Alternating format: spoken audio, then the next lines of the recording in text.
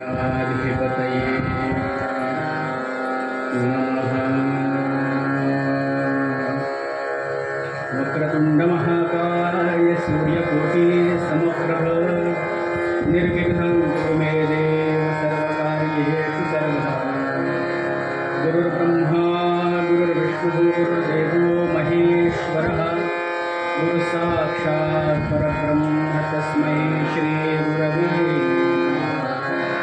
काषाय वस्त्रं करदण्डधारिणं कमण्डलुं पद्मकरेण शङ्खं चक्रं गदाभूषितभूषणाढ्यं श्रीपादराजं शरणं प्रपद्ये। जयांचा जनी जन्मनामार्थ झाला, जयांनी सदा सनाथ केला, जयांच्या मुखी सर्वदा नामकीर्ती। नमस्कार या ब्रह्मचैतन्यमूर्ती श्री सद्गुरुनाथ महाराज की, श्री केशवराज महाराज की। नमः पार्वती पते हर हर महादेव। अवधूत चिंतन श्री गुरुदेव दत्त श्री मंगलमूर्ती। जय जय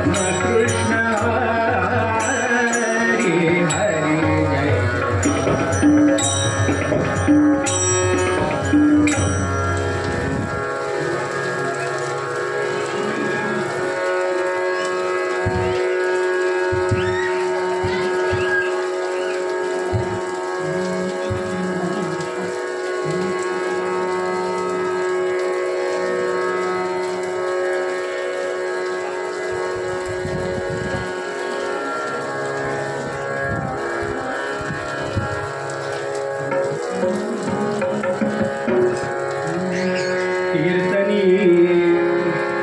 ये सद्गुरुराया कीर्तनी हो ये सद्गुरुराया कीर्तनी ये सद्गुरुराया ब्रह्म चैतन्य हो ब्रह्म चैतन्य हो ब्रह्म चैतन्य श्री गुरुराया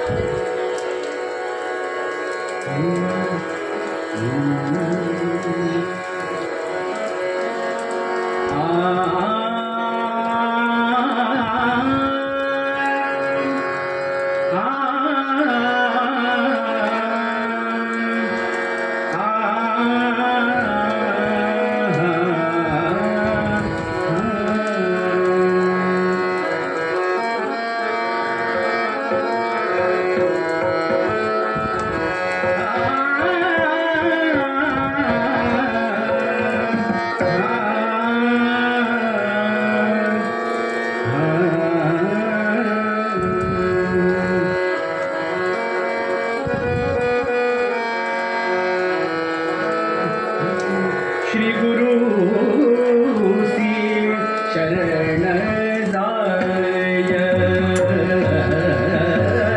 गुरु सी शरण जाय श्री गुरु सी शरण जाय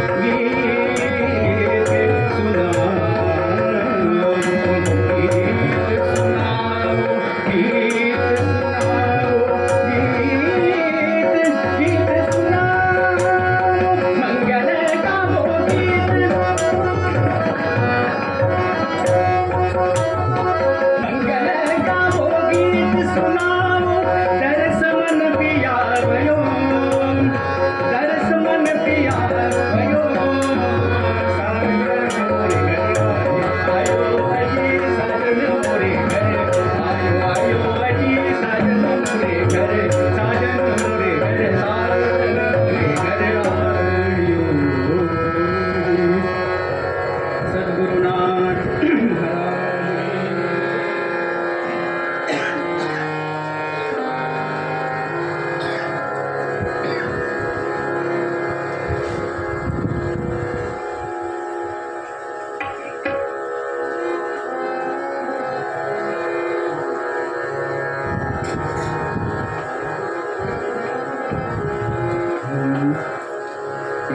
प्रविश्य मम वाचमिमां प्रसुप्तां सञ्जीवयत्य किल शक्तिधरस्वधाम्नाम् अन्यांशहस्तचरणश्रवणत्वगादीन् प्राणान् नमो भगवते पुरुषाय तुभ्यं। वन्दे पङ्कजलोचना सुखगना स्वामी जगत्पावना, पूज्ये ब्रह्म सनातनाद्यभुवना ब्रह्मादिका शासना, लक्ष्मी जाललना विहंगवहना दुर्बुद्धिविध्वंसना, त्राहि त्राहि नमो नमो भगवते लक्ष्मीपते पाहि मां गोपालकृष्ण। श्री केशवराज महाराज की जय। नमः पार्वतीपते श्री मंगलमूर्ति जय जय रघुवीर।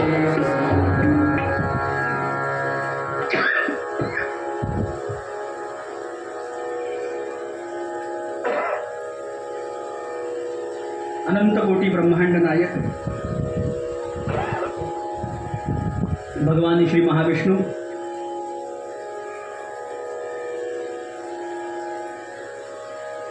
यांच्या संकल्पना आपण सर्वजण या सृष्टीमध्ये जन्माला आलो, पण त्यांच्या संकल्पानं मिळालेल्या या जन्मामध्ये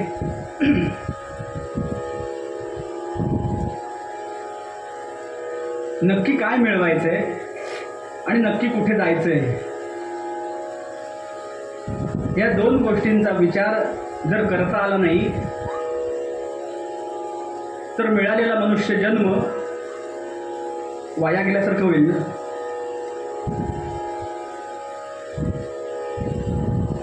मग ही होणारी फसगत थांबावी याकरता सर्वसामान्य जीवानं काय करावं, कुठं जावं, किंवा त्याला नक्की कोणते प्रश्न पडावेत याचा कधीतरी आपण विचार करायला हवा। या हेतूने को अहम कथमिदं जातम, कोण आहे मी, कशासाठी जन्माला आलो आणि मला जायचंय कुठे, एवढ्या या तीन गोष्टींचा विचार जरी या आयुष्यामध्ये करता आला तरी मिळालेला मनुष्य जन्म सार्थकी लागल्यासारखं होईल। म्हणून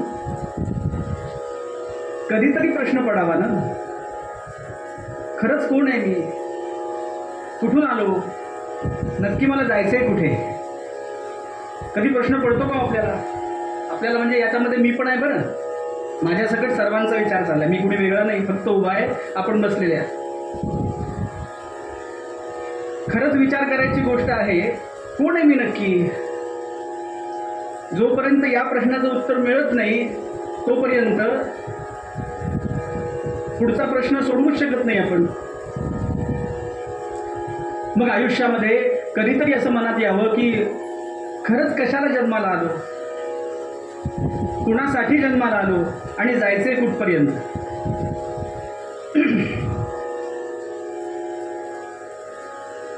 पूर्वरंगाकरता घेतलेलं पद, श्री गुरुसी शरण जाय जेणे ब्रह्म प्राप्ती होय, आणिक नचले उपाय धरा श्री गुरूंचे पाय, एका जनार्दनी श्री गुरु तोची भवसिंधू तारू।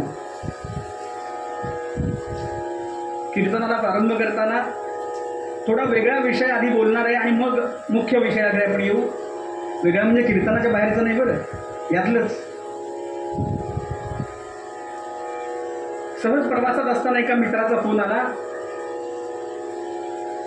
की उत्सवाची सुरुवात करायची आहे. जसं आपलं आत्ताचं उदाहरण घेऊ आपण. उत्सवाची सुरुवात करत असताना कीर्तन परंपरेनुसार मंगलाचरणाचं कीर्तन करावं असा प्रघात आहे, पद्धत आहे. मग त्याची समस्या काय होती, शंका काय होती की जर उत्सवाचा पहिला दिवस आहे तर मंगलाचरणाचं कीर्तन करावं की न करावं. विषय वेगळा आहे की नाही. जो पूर्वरंगाचा विषय तो हा नाही. ही शंका घेऊन आम्ही दोघे जण गुरुजींकडे गेलो. विषय वेगळा असला तरी तो आपल्याला येऊन पूर्वरंगालाच जोडणार आहे. काय म्हणतो मी, लक्ष द्या बरं. शंका काय आहे, मंगलाचरणाचं कीर्तन करावं की न करावं असा विषय. त्याने शंका उपस्थित केली मित्रानं. बरं, त्या शंकेचं निराकरण करावं एवढं ज्ञान माझ्याकडे नाही असं मी समजतो. नाही, माझ्याकडे ज्ञान नाही, मला माहिती. मग जे आपल्याला माहिती नाही ते आपण आपल्यापेक्षा जे ज्ञानी आहेत त्यांना विचारतो. या न्यायानं आम्ही आमच्या गुरुजींकडे गेलो आणि गुरुजींना प्रश्न विचारला, गुरुजी अशी अशी शंका आहे, मंगलाच्या चरणाचं कीर्तन करावं की न करावं.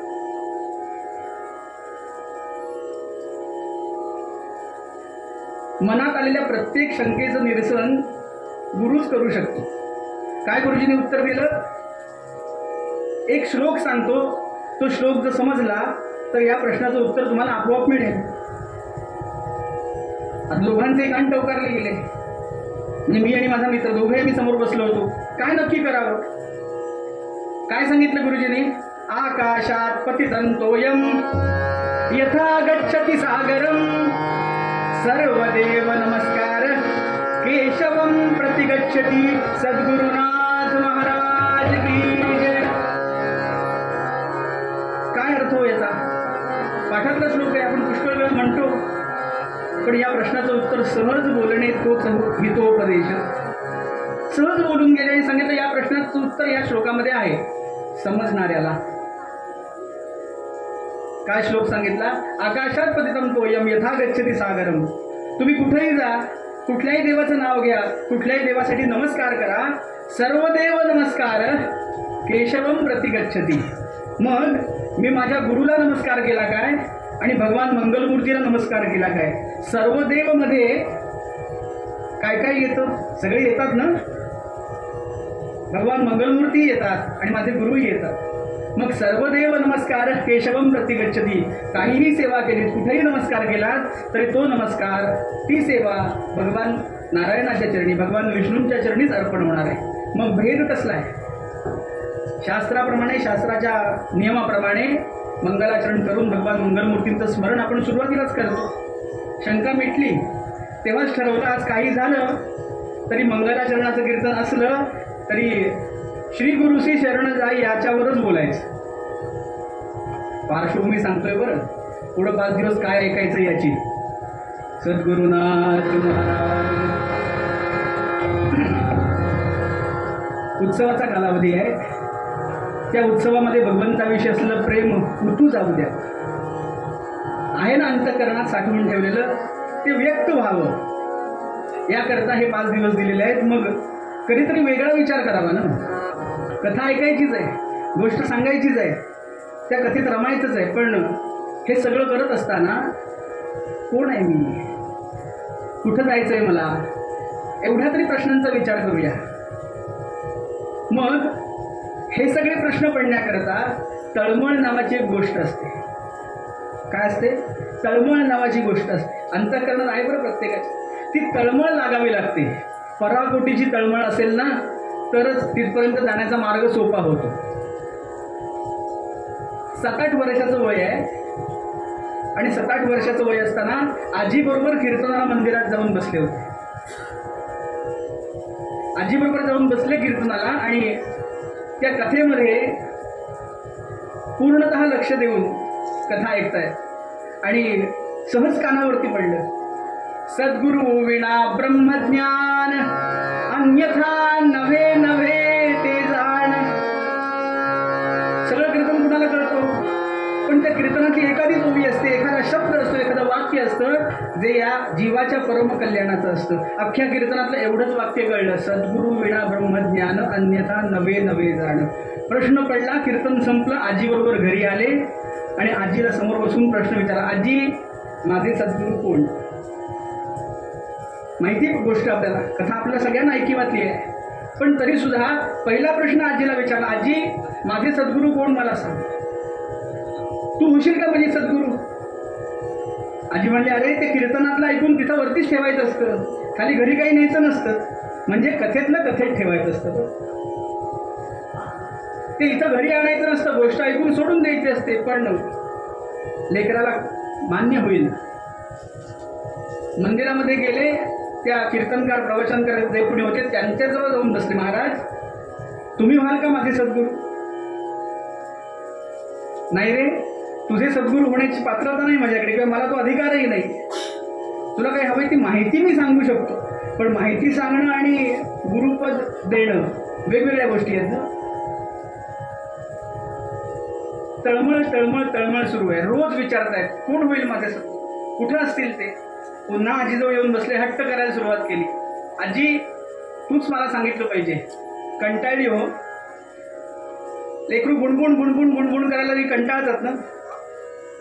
आजी कंटाळली आणि सांगितलं, जा गोदावरीला विचार, गंगेला विचार, तीच तुला काय तो मार्ग सांगेल. भेटी व मला झणी सद्गुरु गंगे, गुरुदाविल ऐसा, सद्गुरु गंगे गुरुदाविल ऐसा, कटाक्षे त्रिताप वारुणी, कृपा कटाक्षे त्रिताप वारुणी, वाजिल प्रेम रसा,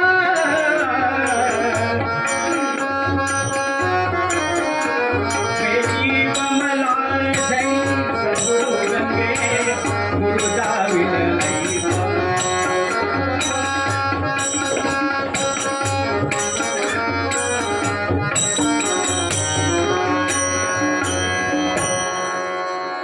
लहान लेकरू आहे, उत्तर मिळालं, कुठे असतील गुरु, जा गंगेला जाऊन विचार. ती पात्रामध्ये येऊन उभे राहिले आणि देवीला प्रार्थना केली, भेटी व मला झणी सद्गुरु गंगे, गुरुदाविल ऐसा. तू दाखव मला आता, का? कारण मला अंतरात तळमळ लागली, कारण मला कळून चुकलंय की या जीवाला अंतिम ध्येयापर्यंत घेऊन जायचं असेल तर गुरुशिवाय तरणोपाय नाही. कृपा कटाक्षे त्रिताप वारुणी, काय करतील सद्गुरू माझे? कृपा कटाक्षे त्रिताप वारुणी, पाजिल ज्ञान रसा, भेटी व मला झणी सद्गुरु गंगे, गुरुदाविल ऐसा. पत्ता मिळाला, पुढं काय झालं कथेत मला जायचं नाही. याचं कारण गोष्ट आपल्याला नेहमी माहिती आहे, पण तळमळ तळमळ इतकी लागली आणि जेव्हा पत्ता समजला, वय स्थळ काळ वेळ काहीही पाहिलं नाही, घर सोडलं आणि तळमळीनं निघाले आणि येऊन सांगितलेल्या पत्त्यावर येऊन थांबले. सर्वसामान्य जीव अनेक तिथे उपस्थित होते. जनार्दन स्वामींच्या इथे सगळ्यांनी मागणं मागून घेतलं. काय मागणार हो आम्ही सगळेजण? आपल्यासारखेच सगळेजण तिकडे मागायला आले होते, प्रापंचिक कटकटी घेऊन आले होते, संसारातल्या काही अडीअडचणी समस्या सोडवण्याकरता आले होते. शेवटचा क्रमांक या लेकराचा होता. काय नाव होतं त्यांचं? त्या लेकराचं नाव काय? आम्ही ज्यांना शांती ब्रह्म म्हणून ओळखतो ते एकनाथ स्वामी महाराज. शेवटचा क्रमांक आला आणि महाराजांनी जवळ बोलावलं, कोण आहेस तू, ये इकडे बरं. थरथर थरथर शरीर कापतंय, कारण हेच माझे सद्गुरू हे कळलं होतं. समोर जाऊन उभे राहिले, इथं कशा करता आलायस, काय हवंय तुला? आम्ही काय मागितलं? यादी तयार आहे आमच्याकडे, आमच्या समस्यांची यादी तयारच आहे. पण यांनी विचारलेला प्रश्न, यांनी उच्चारलेलं वाक्य काही वेगळंच होतं. मी कोण कोठील मज लागी जाणे, काहे जगात घडले मजसाच येणे, याचा विचार करिता शिनलो मी वाया, सांगून ते सुखी करा मज स्वामी राया. सद्गुरुना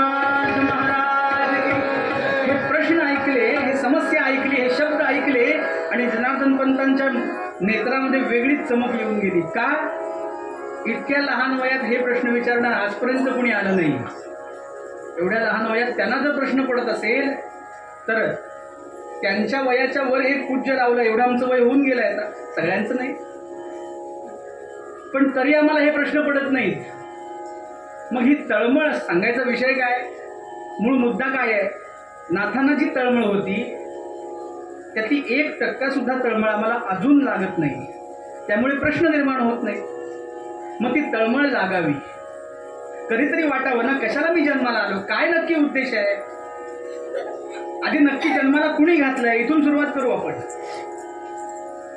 पहिला प्रश्न, जन्माला कुणी घातलं? लगेच सगळेजण उत्तर देणार, आपल्या आई वडिलांचं नाव सांगणार.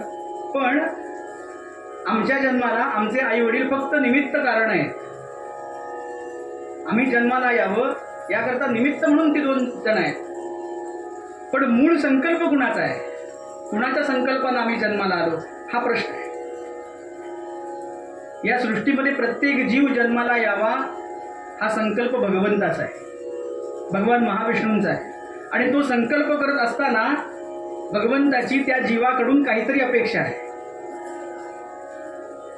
मग त्याची अपेक्षा जन्माला आल्यानंतर आम्ही पूर्ण करायला नको का? केलीच पाहिजे ना.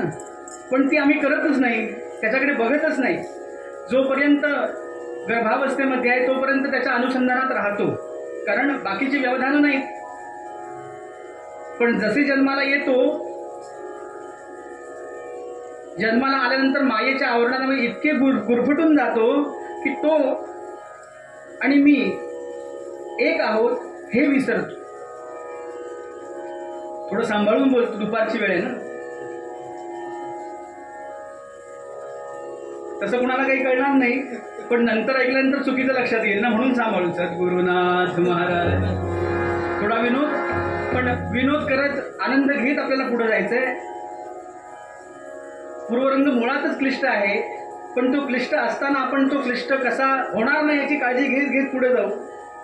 याकरता जोपर्यंत जन्माला येत नाही तोपर्यंत अनुसंधानामध्ये आहे, कारण व्यवधान नाही, मायेचं आवरण नाही, कोणतेही विषय आजूबाजूला नाहीत, फक्त तो आणि मी एकच आहे एवढंच ध्यान, एवढंच अंतःकरणात पक्का आहे. पण जसे प्रसव नावाच्या वायूच्या मदतीनं जन्माला या सृष्टीमध्ये आलो, गर्भावस्थेतून बाहेर आलो की मग सगळ्यात पहिलं काय होतं? नालच्छेदन झाल्यानंतर ती माया त्या जीवाभोवती आपली पकड घट्ट करते. ऐकतो ना आपण, खूप वेळा ऐकलं हे दृष्टांत, पण ऐकलं ना तरी वारंवार परत ऐकायचं असतं. का? वारंवार ऐकण्याने अंतःकरणामध्ये आजपर्यंत रुजतं. दृष्टांत सांगू याच्यावर? एकच पदार्थ आपण रोज सेवन करतो ना, कंटाळतो का कधी? सकाळी न्याहारीला मऊ भात,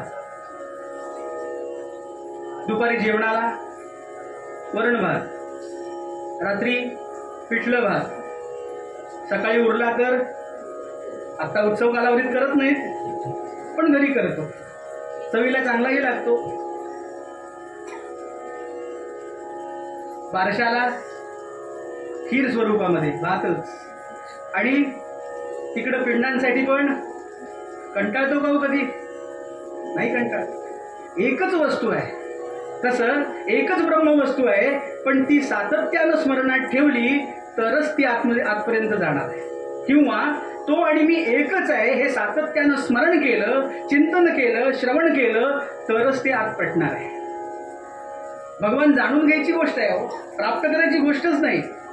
आम्ही म्हणतो मी आता रिटायर झालो, आता माळ घेऊन बसणार आहे, प्राप्त होत नाही कसा? अरे तो प्राप्त करायची गोष्टच नाही, तो आहेच. फक्त तो आहे हे जाणून घ्यायचा विषय. भगवान कसं आहे? अनुभव स्वरूपम, तो अनुभव घेण्याची गोष्ट आहे. मग तो अनुभव घेण्याकरता आधी तळमळ असावी लागते. आपले सगळे मुद्दे कुठेही गेले तरी येऊन कुठे थांबणार आहे? इथं नाही. तळमळ लागल्याशिवाय मी कोण आहे हा प्रश्नच पडणार नाही. मग एकदा ही तळमळ लागली की मग प्रश्नांना सुरुवात होते. कोण आहे मी? मी भगवंताचा आहे. आई वडील हे निमित्त कारण आहेत, पण मूळ संकल्प भगवंताचा आहे. त्यानं काहीतरी संकल्प करून मला जन्माला या सृष्टीमध्ये घातले. काहीतरी अपेक्षा आहे ना. मग ती अपेक्षा काय आहे ही जाणून घेऊया. पण ती जाणून घेण्याकरता आपल्याला सहज ती कळत नाही. मग ती कळवून कोण देईल? जे आपल्याला कळत नाही ते आपल्यापेक्षा ज्यांना कळतं असं आपल्याला कळतं त्यांच्याकडे आपण जातो. मग असं कोण कळून देईल आम्हाला? कोण सांगेल? गुरुविन कौन बतावे बात. गुरुशिवाय कोणी सांगणार नाही. म्हणून पुढचे काही दिवस श्री गुरुसी शरण जाय. त्या गुरुला शरण गेल्याशिवाय या सृष्टीमध्ये आम्हाला काही तरणोपाय नाही. मग एकदा आम्ही त्याला शरण गेलो, आता भावार्थ बघूया आधी. हे सगळे प्रश्नांची उकल करून घ्यायची असेल, भगवंतापर्यंत जायचं असेल तर श्री गुरुशिवाय पर्याय नाही असं नाथ आपल्याला सांगतात. श्री गुरुसी शरण जाय जेणे ब्रह्म प्राप्ती होय. या जीवाचं अंतिम ध्येय काय? भगवंताची प्राप्ती. मग ती प्राप्ती गुरुला शरण गेल्याशिवाय होणार नाही असं नाथांचं म्हणणं आहे. पुढच्या चरणात सांगितलं, आणिक न चले उपाय. एक आजार झाला की आम्ही अनेक औषधं करतो ना त्याच्यावरती. समजा खोकला झाला असं गृहीत धरा. आता कालावधी तसा आहेच. आषाढीचा उत्सव, कार्तिकीचा उत्सव आहे. नाही, आषाढ पटकन म्हटलं म्हणजे वातावरण तसं आहे. हो, तर आषाढ महिन्यामध्ये अशी अवस्था असते की वातावरण थंड असतं, पावसाचा जोर जास्त असतो, त्यामुळे सर्दी खोकला होतो. आपला दृष्टांत विषय तिथं चालू आहे. सर्दी खोकला झाला तर आम्ही काय करतो? एकच औषध घेऊन थांबतो का हो? एका औषधाने फरक पडत नाही. म्हणून मग कोणतरी सांगता, हो तुळशीचा काढा वगैरे घ्या. प्रत्येक जण आपापल्या ज्ञानाप्रमाणे काहीतरी मार्ग सांगत असतो. मग आम्ही अनेक प्रकारची औषधं करून बघतो, पण अनेक प्रकारच्या औषधांनी तो झालेला खोकला बरा होत नाही. होतो का? नाही होत. थोडाफार कमी जास्त होतो, बरा होत नाही. याचं कारण काय आहे? एकदा निर्माण झालेली शरीरातली कफ नावाची व्याधी कधीही नष्ट होत नसते, पण काही जास्त प्रमाणात कमी जास्त होत. कारण कफ, पित्त आणि वात हे तीन मुख्य तीन गोष्टी आहेत ना शरीरात. नष्ट होऊन कसं चालेल? ठराविक एक कालावधी आहे, त्या कालावधीत मगच तो कमी होतो. सर्दी झाली की 7 दिवस ती राहते. किती ऍक्शन 500 घ्या, त्याची ऍक्शन एकच दिवस. वाहत असेल तर थांबू शकेल इतकंच. सर्दी काही कमी होत नाही. आणिक, माझा मुद्दा कुठे आहे? आणिक न चले उपाय. तुम्ही कितीही उपाय करा, धरा श्री गुरूंचे पाय. दुसरा कोणताही उपाय नाही ब्रह्मप्राप्ती करता असं नाथ पुन्हा पुन्हा आपल्याला सांगतायत. आणि शेवटच्या चरणात सांगितलं, एका जनार्दनी श्री गुरु तोची भवसिंधू तार. या भवसागरातून तरुण जाण्याकरता तोच एक तारक आहे. चकार घालून बोलले. चकार घालून बोलणे म्हणजे आता ही भाषा आपण आपल्या बोलण्याच्या पद्धतीमधनं कमी कमी होत चालली. चकार घालून बोलणे आता इथपर्यंत कळेल, याच्या पुढचं माहिती नाही. चकाराचा वापर केला की तोच, त्याला पर्याय नाही. पक्क केलं, नक्की केलं. या भवसागरातून तारून नेण्याकरता गुरु हाच पर्याय आहे, दुसरा कोणताही पर्याय नाही. म्हणून श्री गुरुसी शरण जाणे. अभंगाचा भावार्थ आपल्या पुढे ठेवला. थोडंसं चिंतन करूया. रोज थोडं थोडं चिंतन करायचंय. पुढचे 5 दिवस एकच अभंग निरूपणाकरता घेतलाय. कारण सांगून ठेवतो, याच्यामध्ये 2 गोष्टी आहेत. एक, नाथांच्या या पदावरती आपला अभ्यास व्हावा, आणि दुसरं, एक अभंग 5 दिवस पुरतो का हे आपल्याला कळावं. म्हणजे त्याला किती कंगोरे आहेत, किती गोष्टी आहेत. डीप स्टडी म्हणतो की नाही आपण, अभ्यास करण्याकरता हा सगळा विषय आहे. तुम्हाला कंटाळा येणार नाही याची पूर्ण काळजी मी घेणार आहे. स्वार्थ माझा असला तरी तुमचा परमार्थ नक्की पुढे नेण्याचा प्रयत्न करीन. सद्गुरुनाथ महाराज की जय.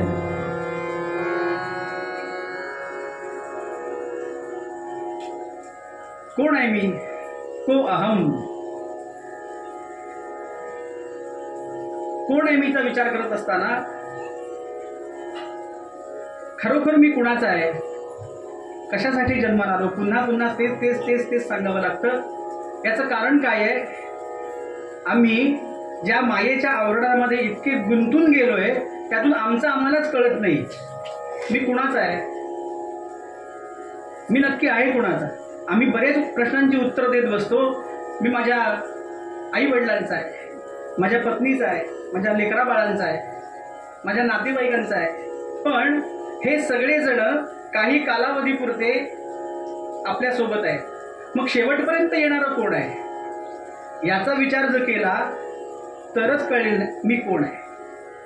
मग जे आयुष्य भगवंताच्या कृपेने मिळालं त्यात आधी सुरुवातीला ध्येय निश्चिती करूया. म्हणजे काय होईल, पुढचा मार्ग सोपा होईल. ध्येय निश्चिती करूया म्हणजे कुठं जायचं हे ठरवूया.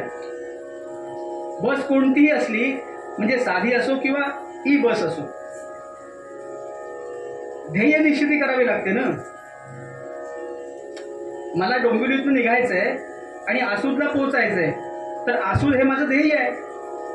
अंतिम स्टेशन, अंतिम ठिकाण हे आधी ठरवावं लागतं, तरच तो प्रवास त्या मार्गाने सुरू होतो. अन्यथा मुंबईतनं निघालो आणि स्टँडवरती गेलो, एसटी पुष्कळ बस लागलेल्या होत्या तिथे. मला जायचंय कुठे काही ठरवलं नाहीये. नागपूरला जाणारी गाडी होती. आता जी नावं ऐकली ती उच्चारतोय बरं.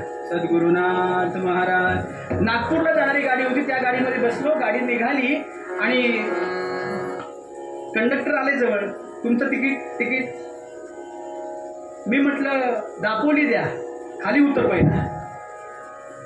ती गाडी जर जातच नसेल तिकडे त्या मार्गाला तर आम्ही कसे पोहोचणार तिथे.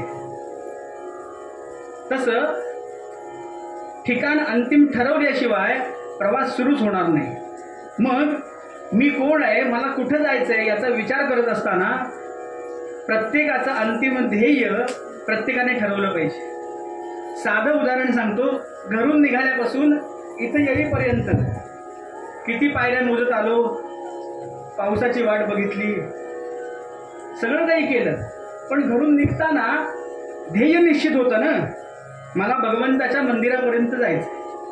मग काही जण गाडीने आले असतील, वाहनाने आले असतील, काही जण पायी प्रवास करत आले असतील. पण अंतिम ध्येय ठरल्याशिवाय आपण आलो का इथे? नाही आलो. ध्येय ठरवल्याशिवाय आपण त्या प्रवासात सुरुवातच करू शकत नाही आणि ध्येयापर्यंत जाऊच शकत नाही. म्हणून आधी ठरवूया आपल्याला जायचंय कुठे. ब्रह्मप्राप्तीपर्यंत जायचंय.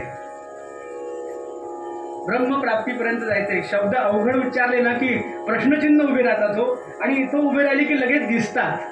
श्री सद्गुरुनाथ महाराज. पण करणार काय? भगवंताविषयी काही चिंतन करावं, त्याच्याविषयी काही बोलावं, याच्याकरताच उभं राहायचंय ना.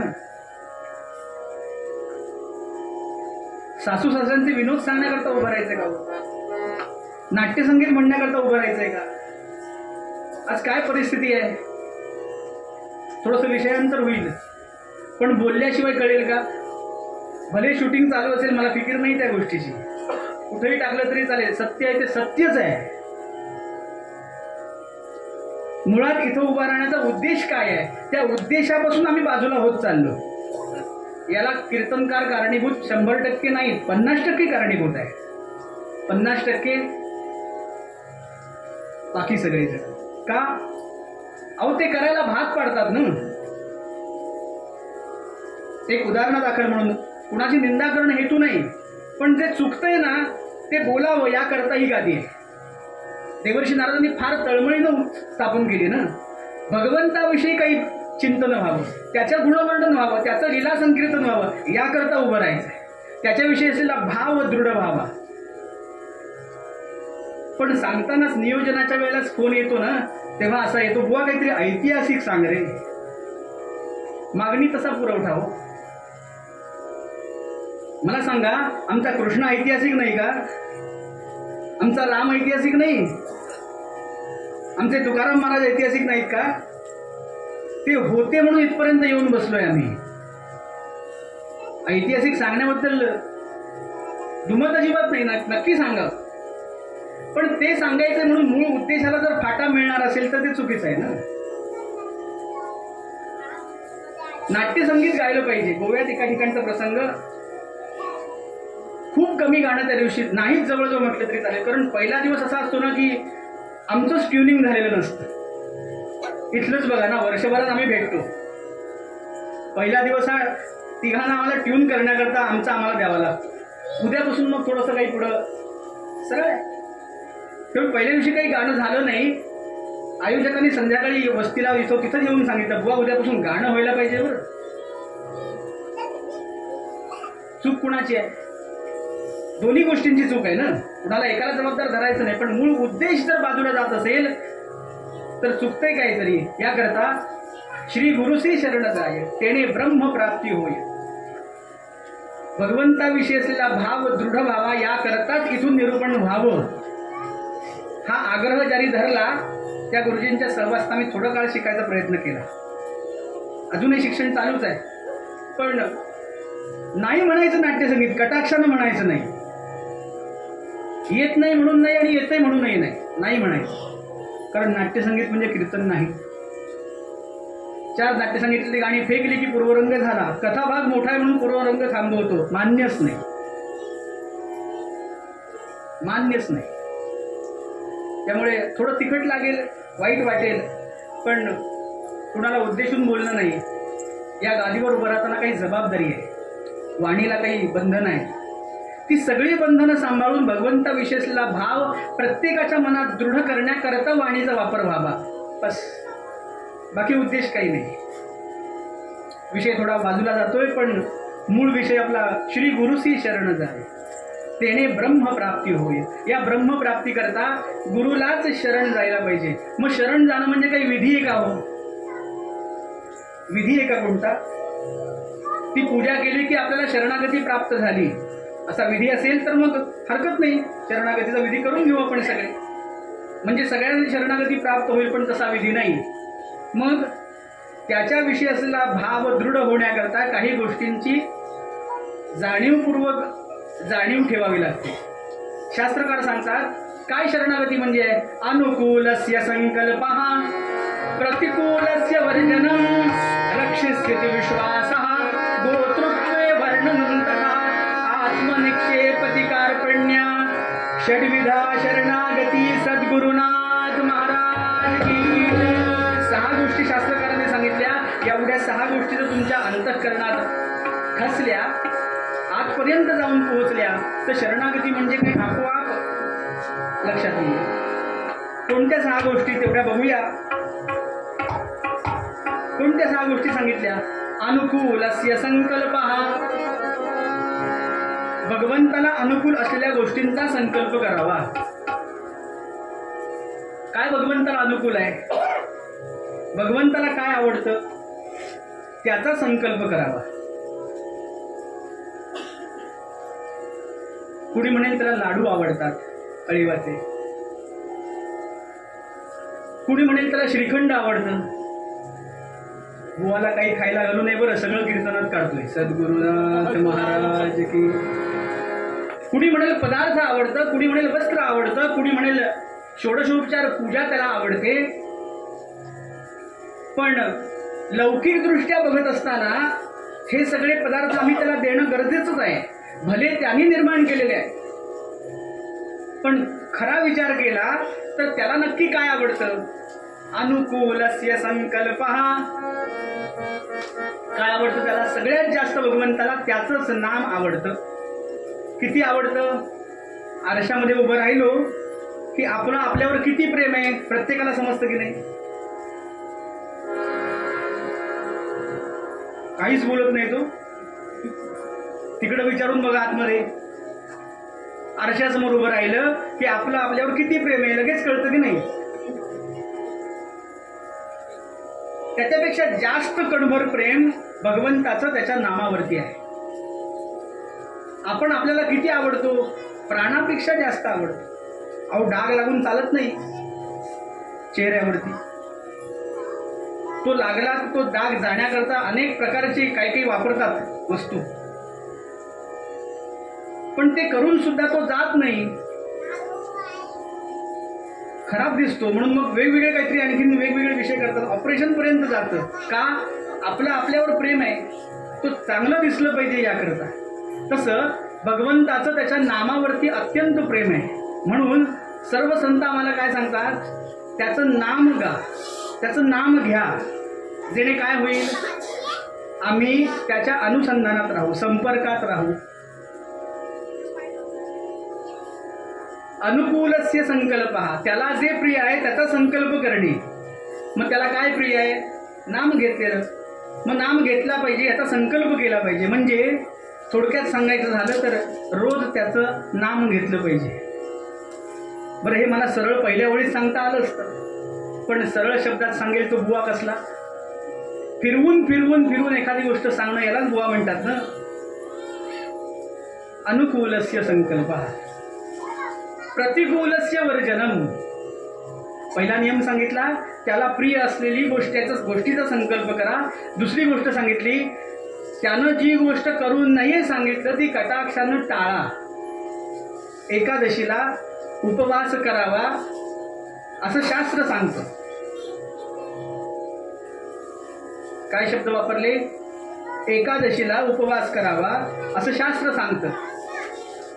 शास्त्राला काय अपेक्षित आहे ते मी सांगतो. बरं, तुमची एकादशी जशी चालली तशीच चालू राहू दे, माझं त्याच्यावर काही म्हणणं नाही. सद्गुरुनाथ महाराज. एकादशीला विष्णू तत्व एका दिवसाचे तास, घटका किती? तेवढ्या पूर्ण घटकांना 60 घटकांचा एक दिवस विष्णू तत्व सगळ्या भक्तांकरता उपलब्ध आहे, दिवस असो रात्र असो. मग उपवास करायचा म्हणजे काय करायचं? उप म्हणजे जवळ त्याच्या, आणि वास म्हणजे राहणे. भगवंताच्या जवळ राहणे म्हणजे काय? पाय धरून बसायचं का त्याचे? अहो, जागा होणार नाही तिथं. त्याच्या नामामध्ये राहणे, त्याच्या अनुसंधानात राहणे, असा उपवास या शब्दाचा शास्त्रीय अर्थ. मग एकादशीला उपवास करावा असं शास्त्र सांगतं. आम्ही पाळतो का होते? नाही पाळत. आम्ही त्या दिवशी वेगळं पुस्तक आणून वेगळे पदार्थ एकादशीचे करतो. म्हणजे त्या देहाला विश्रांती हा विषय नाही. उलट रोजच्यापेक्षा जास्त प्रेशर असतं पचन यंत्रणेवरती. मग ते असताना भगवंताविषयी अनुसंधान होईल कसं? होणार नाही. प्रतिकूलस्य वर्जनम म्हणजे काय? त्यानं जे करू नको सांगितलं ते कटाक्षाने टाळायचं. पण मनुष्य तसा नाही. मनुष्य स्वभाव कसा आहे? जे करू नये असं सांगितलं ते कटाक्षानं करतो. उदाहरण, कीर्तन संपल्यानंतर या कोपऱ्यात बघू नका असं मी आत्ता जाहीर केलं. कीर्तन संपल्यानंतर आरतीला इथं कुणी नमस्कार करायला येणार नाही, पण तिकडं जातील का? बघू नको सांगितलं नाही. नक्की काय आहे? मनुष्य स्वभाव. प्रतिकूलस्य वर्जनम, करू नका सांगितलं ते कटाक्षानं टाळलं पाहिजे. विषय काय चालू आहे? शरणागतीची 6 लक्षणं आपण बघतोय. पहिलं लक्षण बघितलं, अनुकूलस्य संकल्पः. त्याला जे प्रिय आहे त्याचा संकल्प करावा. मग आजपासून तेवढा आपण करूया सगळ्यांनी. काय त्याला प्रिय आहे? त्याचं नाम घेतलेलं प्रिय आहे. मग थोडंसं नाम घेऊया, म्हणजे आपण त्या शरणागतीतल्या 6 लक्षणातलं पहिलं लक्षण निदान संकल्प केला असं म्हणायला काही हरकत नाही. गोपाला नंदलाला मुरली मनोहर नंदलाला. जमेल? एकादशी आहे, विषय श्री गुरुशी शरणताई आहे, आणि नारायणाचं नाव घेतल्याशिवाय आम्हाला चैन पडत नाही. त्यामुळे गजरातनं का होईना थोडंसं नामस्मरण सगळ्यांचं व्हावं. हे कीर्तन सगळ्यांसाठी आहे ना. सगळ्यांनी मिळून ही सेवा अर्पण करायची. गोपाला नंदलाला मुरली मनोहर नंदलाला, गोपाला नंदलाला.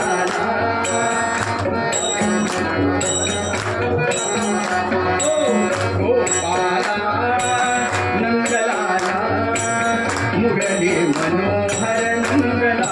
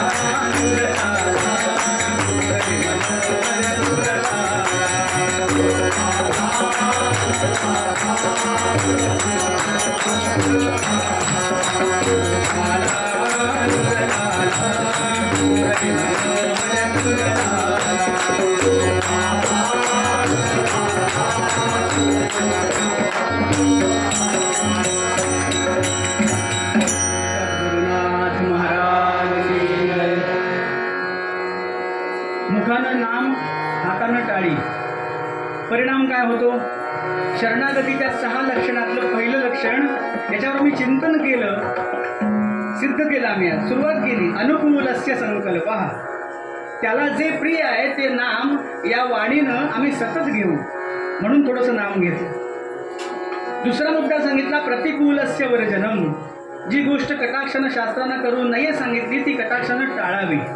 तिसरा मुद्दा अनुकूलस्य संकल्प, प्रतिकूलस्य वर्जनम, रक्षस्यते विश्वासः. या जीवाचं रक्षण करणारा माझा एकमेव भगवंत आहे, हा विश्वास दृढ व्हावा.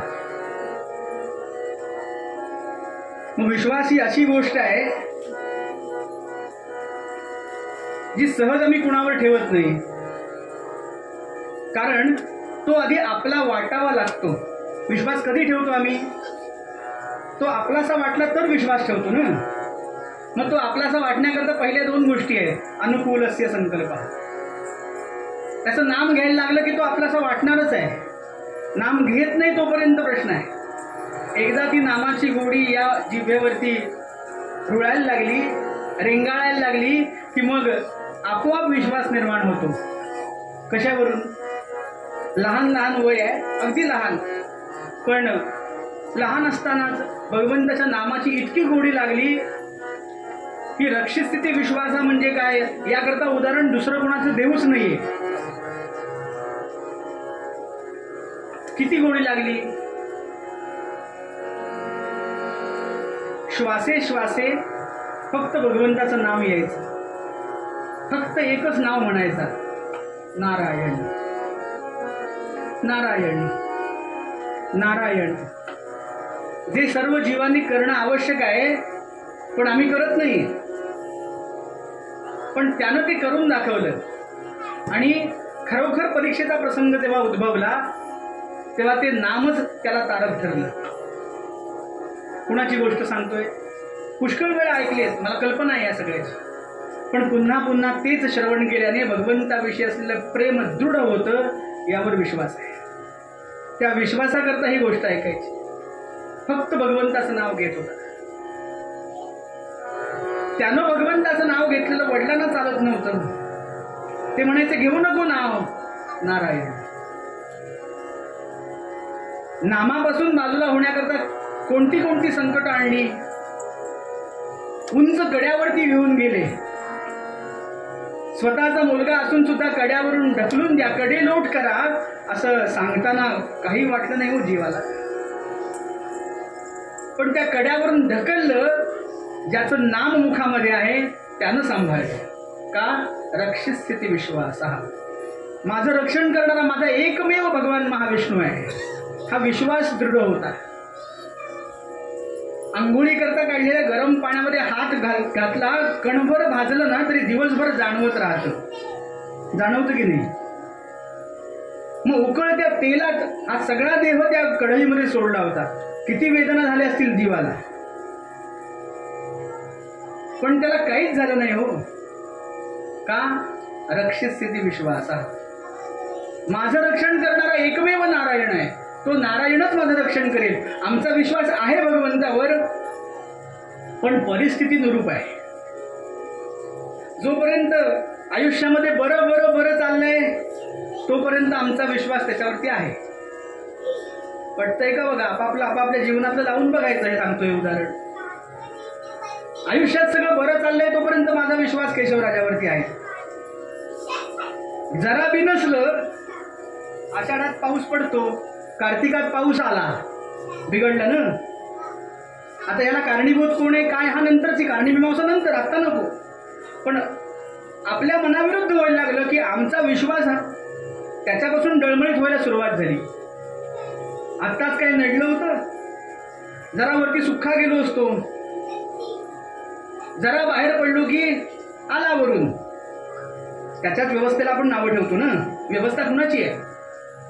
वरून वरून जो बरसतो ही व्यवस्था आहे कुणाची? त्याचीच. ऋतुचक्र बदललं, पण हे बदलण्यामागे कारणीभूत कोण आहे नंतर वेगळं, नाण्याची दुसरी बाजू आहे. पण एक बाजूचा विचार करत असताना आम्ही आमच्या मनाविरुद्ध झालं की लगेच तक्रारी करायला सुरुवात करतो, त्याला बोल लावतो, त्याच्यावरचा विश्वास आमचा डळमळीत होतो. आता कसं होणार? यंदा भाताचं काय होईल? काय होणार? जो या सृष्टीमध्ये जीव जन्माला घालतो त्याला त्याच्या अन्न पाण्याची व्यवस्था करायची पण जाणीव आहे बरं. त्यामुळे काही झालं तरी प्रत्येकाला 2 घास अन्न तो पुरवण्याची व्यवस्था करणारच आहे. विश्वासच हवा ना. संकट आलं की संकटात वादळ सुटलं की काय होतं? चांगलं आणि वाईट याचा दोन्ही गोष्टींना तडाखा बसतो की नाही? का फक्त जे वाईट आहेत ते वाहून जातात, असं काही होतं का? चांगली झाडं उन्मळून पडतात आणि जुनी जीर्ण झालेली वाईट असली तीही झाडं उन्मळून पडतात. तसं संकट आलं की ते चांगलं वाईट दोघांनाही फटका बसणार आहे. पण काहीही झालं तरी माझं रक्षण करणारा माझा भगवंत आहे हा विश्वास दृढ होता कामा, दृढ असला पाहिजे, डळमळीत होता कामा. संध्याकाळी 7 वाजले की देवासमोर जाऊन दिवा लावावा, शुभंकरोती म्हणावी आणि विश्वासानं त्याला प्रार्थना करावी, देवा तुझ्या कृपेने आजचा दिवस चांगला गेला बरं. पण परिस्थितीनुरूप 7 वाजता मी घरीच येत नाही. आलो तरी आम्हाला बरीच कामं असतात, त्याच्यापर्यंत जायला आम्हाला वेळ नाही. ही आम्ही आमच्याकरता पळवाटा शोधून काढल्यावर. लहान मुलांना संध्याकाळी देवासमोर बसून पर्वाचा म्हटला जायचा, असं वातावरणात आपण सगळेजण वाढलो, बरोबर ना? माझ्या सगळे. आता काय झालं घरात? थोडंसं आजच्या व्यवस्थेपर्यंत येऊया. ज्यांनी देवासमोर बसा म्हणून म्हणायचं ते हातात कर्णपिशाच्य घेऊन वेगळ्या विश्वात आहे. लेकरांनी कुणाकडे बघायचं? मूल काय म्हणणार? माझे आई वडील जे करतात तेच मी करणार हो. त्याला आदर्श कोण आहे? मगाशी सांगितला तो विषय वास्तव आहे, तिखट आहे, कानाला जरा तिखट लागेल, पण ते जर सांगायला मिळत नसेल तर इतर उभं राहण्याचा उपयोगच काय? आज जनप्रबोधन म्हणजे वेगळं काय करायचंय? आपल्यापासून सुरुवात करायला पाहिजे ना. संस्कार आहे, आपली संस्कृती आहे, त्याच्यापासून आपण दूर जातो. उभं राहून भाषण ठोकून आलो. एका सभेला बोलावलं, भाषण अगदी कडकडून भाषण केलं हो. सरस्वती प्रसन्न होती, माझ्यावर नव्हे, माझ्याकडे बघू नका. त्या वक्त्यावर खणखणीत भाषण झालं. घरी आल्यानंतर काय, जे बोलले आणि प्रत्यक्ष वाचतो याच्यामध्ये कुठेही ताळमेळ नाही. बोले तैसा चाले, त्याची वंदावी पावले. उगाच नाही, एवढं वय असताना सुद्धा इतक्या मोठ्या पदावरती इतके वर्ष बसलेत. किती वारे उलटे सुलटे येऊन गेले, सगळे परत गेले, पण अजून हल्ले नाही. का? आपल्या संस्कृतीशी जोडून आहेत ना. 9 दिवस उपवास केला त्यांनी. उपवास डबल अंडरलाईन, फक्त शहाळ्याचं पाणी किंवा लिंबू पाणी प्यायचे. आम्ही आपलं काही त्यांच्याबरोबर जुळवून बघू नका, ते कुठेही जमणार नाही. मी कोणत्याही पक्षाचा नाही हे पहिलं सांगतो बरं. आमचा एकच पक्ष, कृष्ण पक्ष. पण जे चांगलं आहे ते अधोरेखित करणं आणि त्याची जाणीव करून देणं, एवढं काम मात्र नक्कीच आमचं आहे, ते केलंच पाहिजे. विषय काय चाललाय? रक्षस्यते विश्वास. माझं रक्षण करणारा केवळ भगवंत आहे हा विश्वास दृढ असावा. स्थळ काळ परिस्थितीनुसार तो बदलू नये. मनाविरुद्ध झालं तरी मनाविरुद्धच्या परिस्थितीत सुद्धा माझं कल्याण होण्याकरता ही परिस्थिती भगवंतानं माझ्या आयुष्यात निर्माण केली, हा विश्वास दृढ असला म्हणजे ठेविले अनंते तैसेचे राहावे. म्हणायला सोपं आहे बरं. इथून म्हणायला म्हणत नाही पुढचं काय येत. इथून म्हणायला माझं काय जात आहे? ठेविले अनंते तैसेचे राहावे म्हणायला सोपं आहे, पण प्रत्यक्ष कृती करणं कठीण आहे. याचं कारण काय आहे? रक्षिस्यति विश्वासः. विश्वास असेल तर हे म्हणणं सोपं आहे, अन्यथा कठीण आहे. 3 मुद्दे आपण बघितले. अनुकूलस्य संकल्पः, प्रतिकूलस्य वर्जनम, रक्षिस्यति विश्वासः. सगळा श्लोक काय आजच पूर्ण करावा असं आपल्यावर बंधन नाही, त्यामुळे आज काही पूर्ण करायची इच्छा नाही. मग ब्रह्मप्राप्तीपर्यंत जाण्याकरता गुरु हा एकमेव उपाय नाथांनी सांगितला. तो उपाय करण्याकरता आधी शरणागती म्हणजे काय हे समजून घेतोय आपण. ते समजून घेत असताना पुन्हा आवृत्ती करतो. अनुकूलस्य संकल्पः, प्रतिकूलस्य वर्जनम, रक्षिस्यति विश्वासः. 6 गुणांपैकी 3 गुण आपण आज बघितले, बाकीचे उद्या बघू. याचं कारण काय, शरणागती एका दिवसात येत नाही आणि एका दिवसात आली ती जास्त काळ टिकत नाही. सद्गुरुनाथ महाराज. मग ही शरणागती असेल, भाव दृढ असेल तर आयुष्यात काय परिणाम होतो, कसं आयुष्य बदलून जातं, प्रत्यक्ष गुरु महाराज कसे आयुष्यात दाखल होतात आणि कोणत्या मार्गापर्यंत भक्ताला घेऊन जातात, याचं एक सुंदर चरित्र आपल्यासमोर मांडतो. मूळ अभंगामध्ये माझे नाथ महाराज सांगतात, श्री गुरुसी शरण जाय, जेणे ब्रह्म प्राप्ती होय. थोडासा पूर्वरंग नाही, वेळेत आहे. मला वाटलं लवकर आज आवरलं की काय. याचं कारण काय, आज इथं सूर्यप्रकाशाची खूण मला कळणार नाही ना. कार्तिक महिना आहे ना, त्यामुळे वेळेचं भान ठेवणं गरजेचं आहे. याकरता मूळ पदामध्ये नाथ महाराज सांगतात, गुरुसी शरण जाय, गुरुसी शरण जाय, गुरुसी शरण जाय.